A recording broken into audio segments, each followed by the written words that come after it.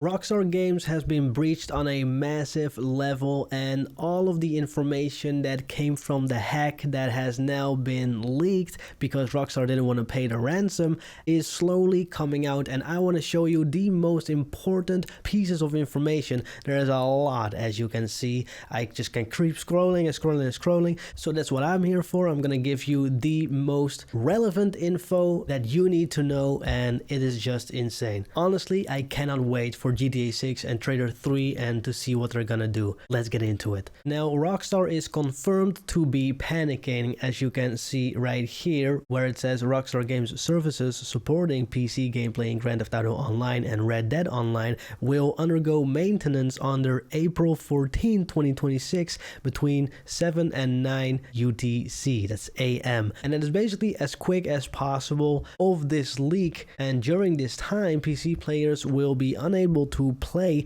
the GTA Online or Red Dead Redemption Online. This maintenance is not expected to take the entire scheduled window, and services will return as soon as it has completed. So it's not a very long window, but they are definitely going to do, I think, some security updates. So whatever I'm about to show you, these leaks will not compromise the current state of online, and people can just keep enjoying the game. Let's get into the actual leaks now. There are 6 main categories of these leaks, which we'll all go and check out. We got financial revenue and data. We got anti-cheat and security intelligence, which is why they're doing the maintenance. They leaked the player analytics and KPIs, the game economy and item catalog, customer support metrics, which is a wild one, and one very curious one, the infrastructure and pipeline signals. So let's dive deep into all of these, and again, I'm gonna make sure you just get the essentials that you need to know that are relevant. GTA Plus subscriptions from 2022 to 2026 are this right here, and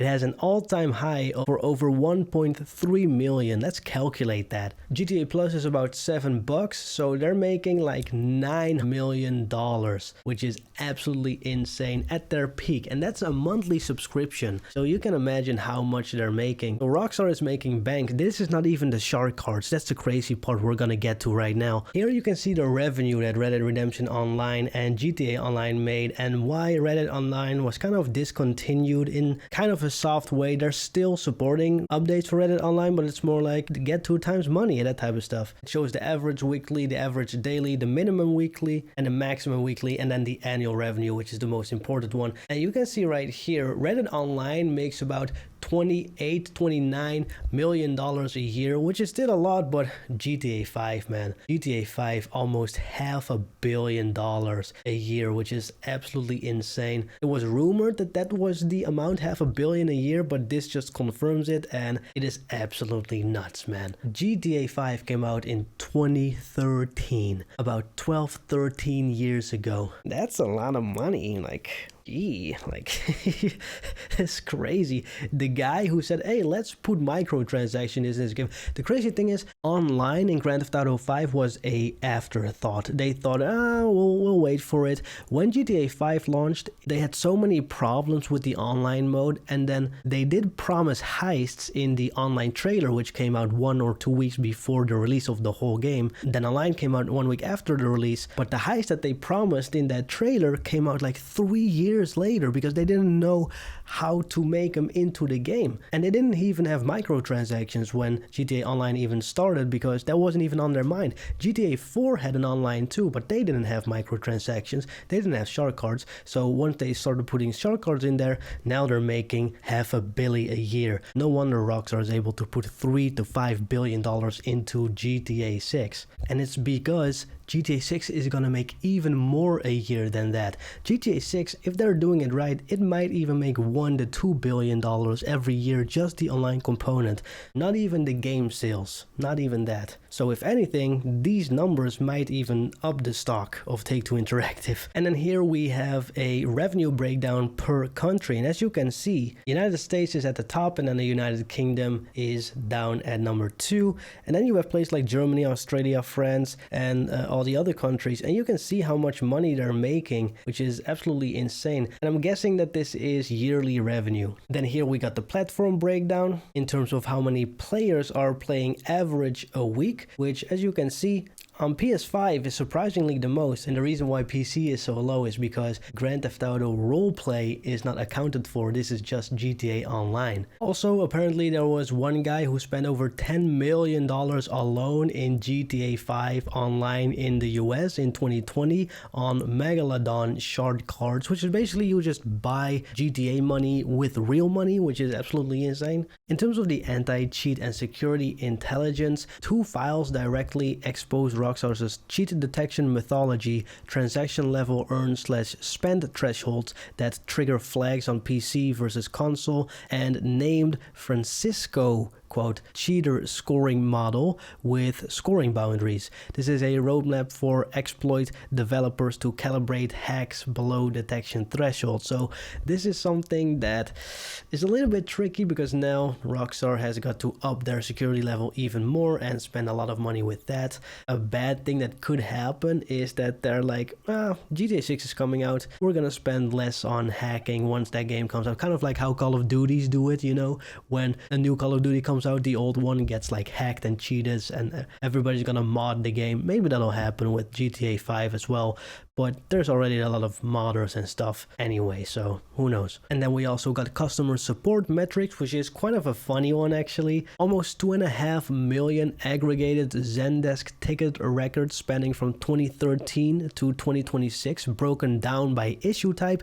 game platform and language. Priority ticket volume averages about 9.9 thousand a day, so 10,000 issues are being stated and just sent over to Rockstar. Like 10,000 help me out please Rockstar is being sent every day. So while not individually identifiable, the data reveals major recurring issues, game stability problems, and support operational capacity. That is basically all the info, so very lucky that as of right now we don't have any GTA 6 related content. I have asked some insiders very quickly who know about this stuff. They say there's no GTA 6 leak, so thank the Lord for that.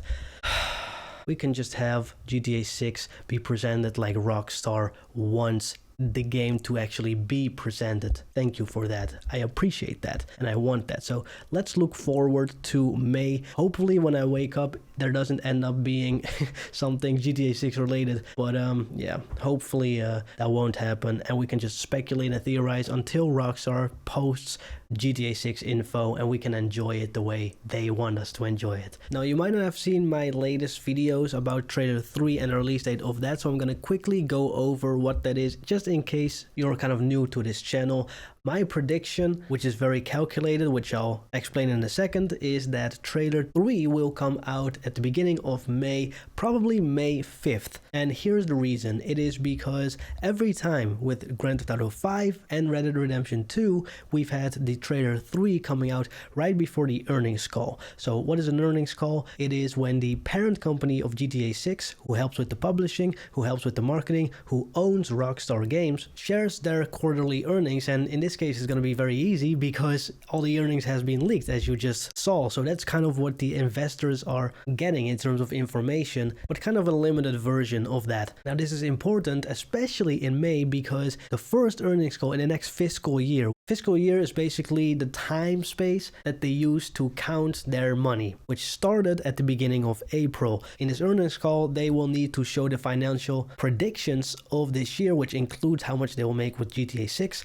Therefore, they want to hype up the investors, and boom, that's why they always put a trailer 3 out in the time frame. That happened with GTA 5. Trailer 3 of GTA 5 was the Michael, Franklin and Trevor trailer, which were 3 individual trailers put into one big video, which came out on April 30, which was of course right before the earnings call. Their next game was Red Dead Redemption 2, which trailer 3 also came out right around that time frame, a little bit later, May 2nd. And again, around the middle of May, May 15th, something like that, the earnings call was there, and then the game obviously actually started their marketing cycle. And trailer 3 is also when the marketing kind of starts getting into gear. I know Take-Two Interactive in their previous earnings call stated that the marketing of GTA 6 will start in the summer, but trailers are not a part of that. They need to publish the trailer online for everybody to see in order to submit it to companies and advertising agencies, because that way the advertisement agencies are not able to leak it because the trailer is already out, and you have to submit